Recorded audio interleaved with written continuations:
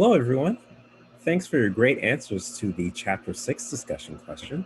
I'd like to walk you through my approach to this question. So first, describe the extent to which this person demonstrates personal distress, a violation of social norms, or disability or dysfunction. The three-part definition of psychological disorders. So we see quite clearly that she is expressing personal distress.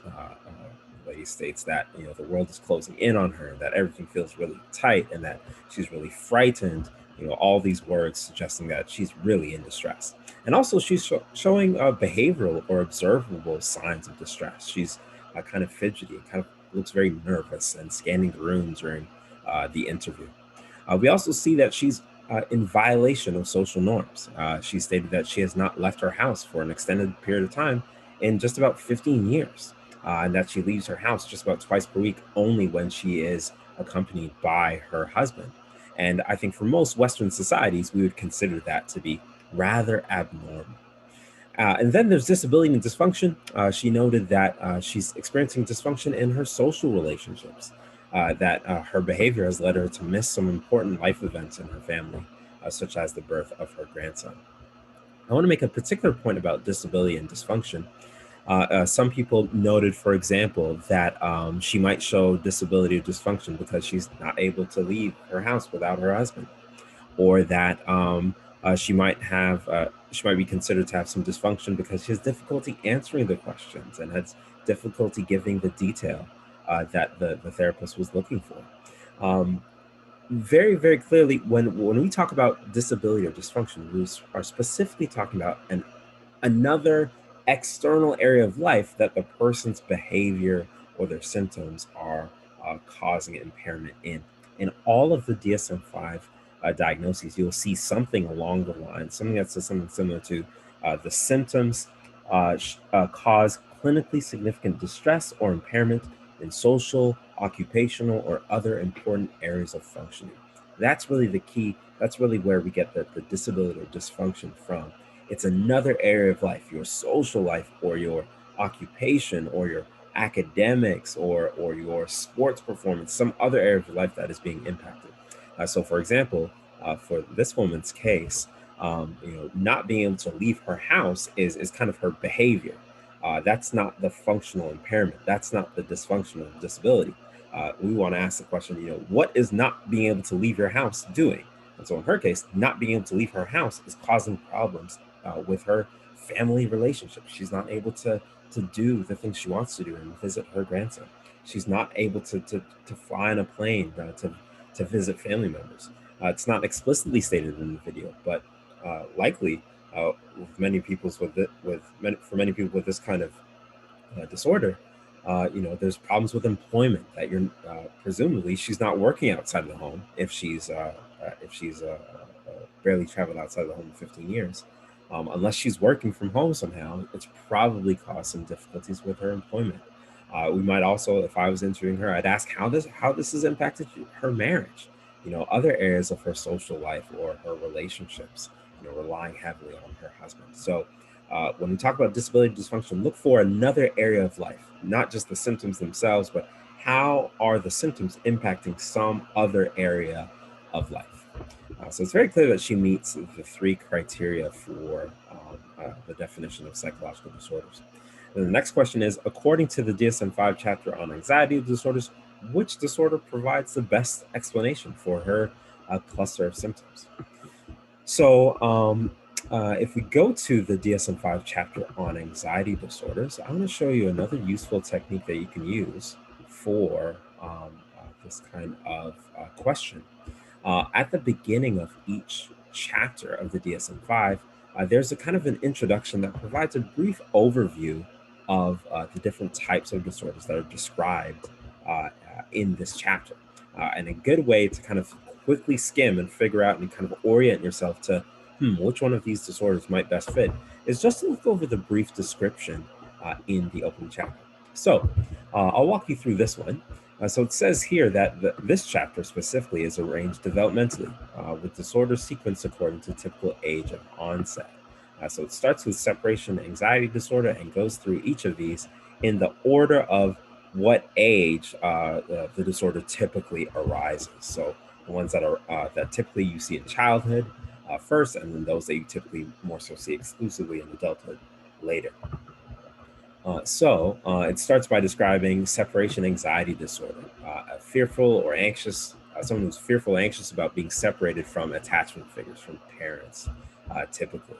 And that's not exactly what the woman in our video has described. She did mention how the loss of her mother about 16 years ago might be related to her current behavior and her current fears. But it's not a present focused. I'm afraid about being away from my parents on a day-to-day basis. That's not what she was mentioning. So that doesn't seem to apply. There's also selective mutism, which is characterized by a consistent failure to speak in social situations where there is an expectation to speak, such as going to school.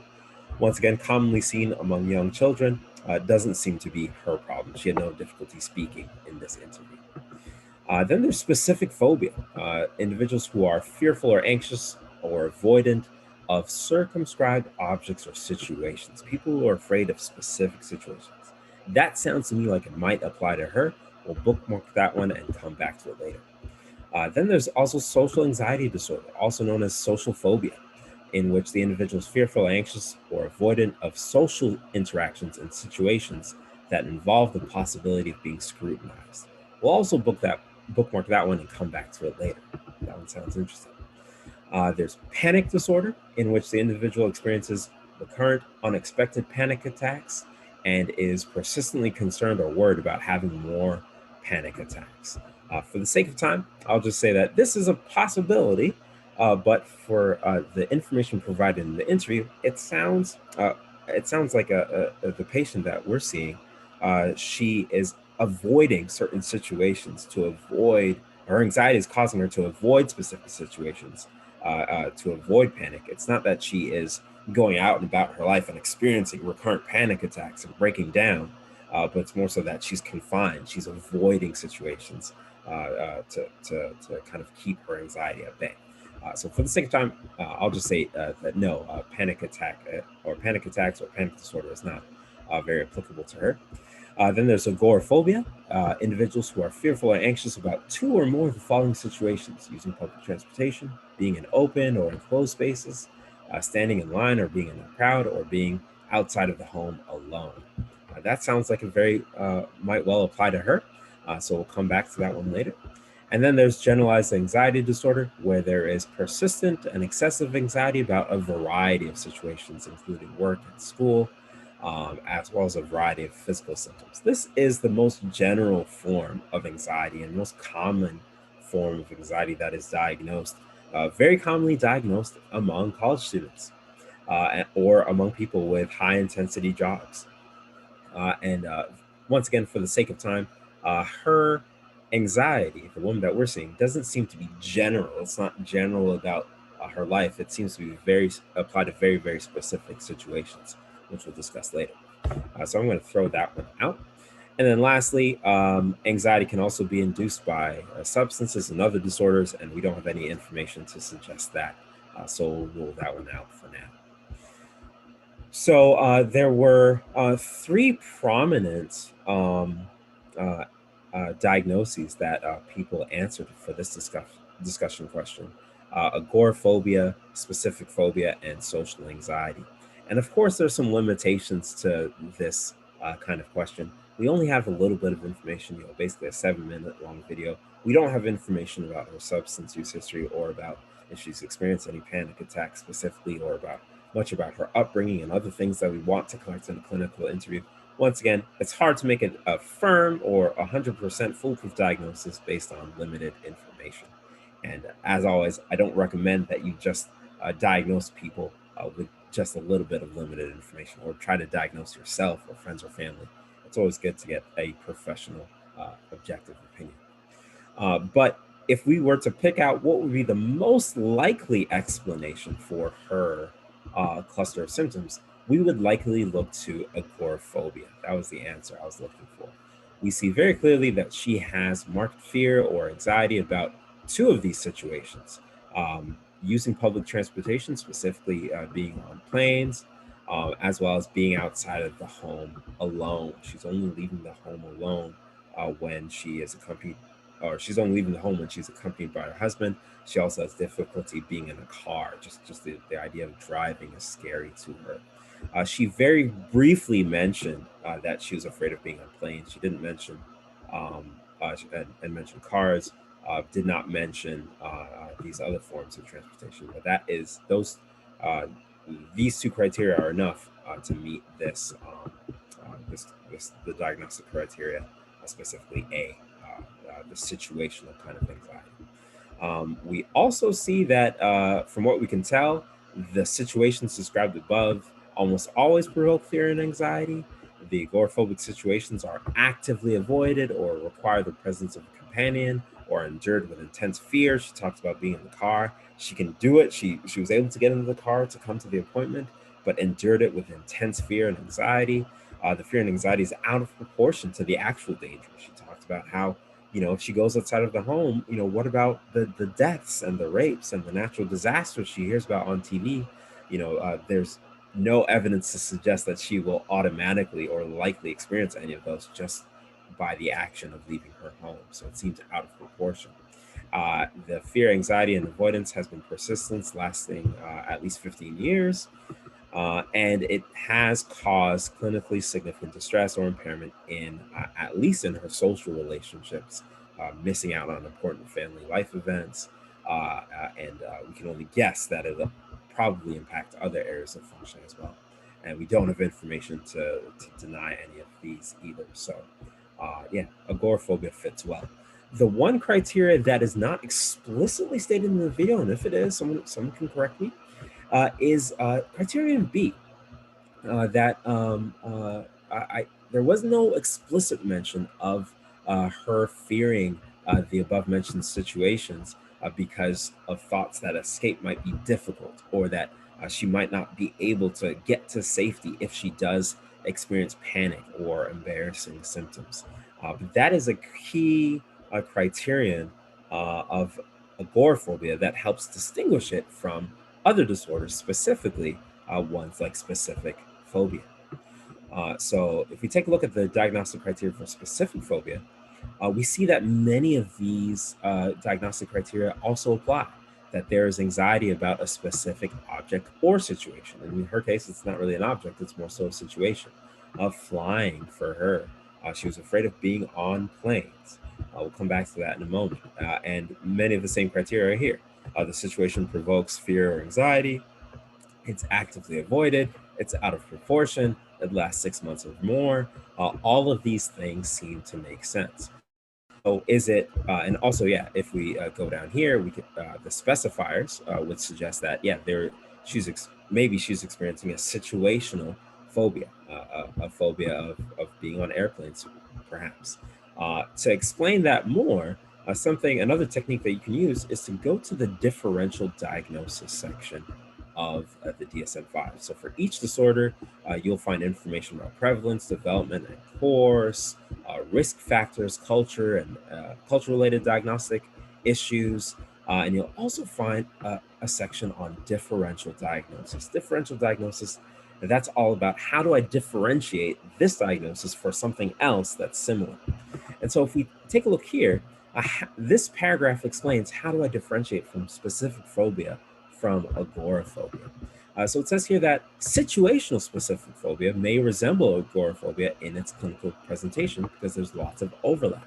However, if an individual fears only one of the agoraphobia situations, then specific phobia, specifically the situational type, may be diagnosed. So, for example, if she only said that she was afraid of, being in the car, that she could walk around her house fine and she could, I don't know, go to work just fine, but being in a car or being in a bus or being in a plane specifically was fearful for her, and that's what she was avoiding, then we might consider that to be a specific phobia.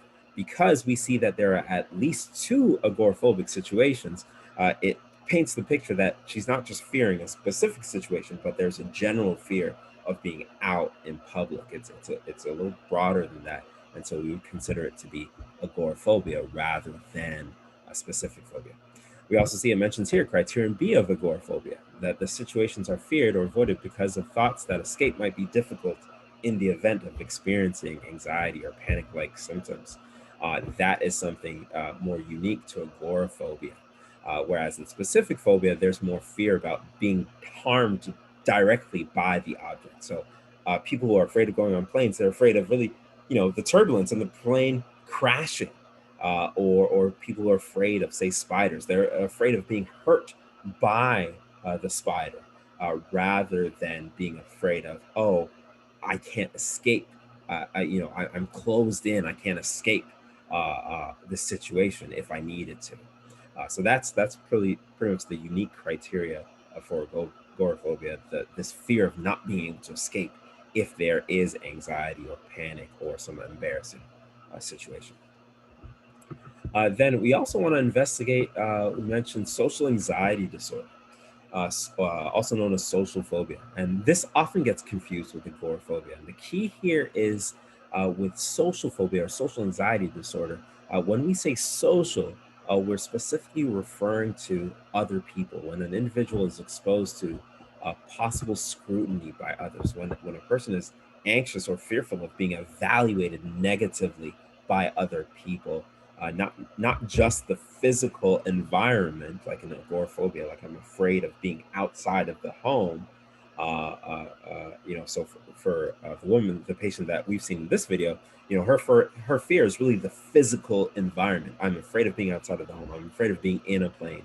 Someone with social or social anxiety disorder, the fear is the other people in that environment. I'm afraid of being negatively evaluated if I'm in a plane. I'm afraid of being negatively evaluated if I have to give a speech or give a presentation, or if I'm eating in public. I'm afraid of what other people are thinking of me, and that's what keeps me away. So that's really the key differentiating factor between agoraphobia and social anxiety disorder. Great answers. Keep up the great work, and I look forward to our next discussion question.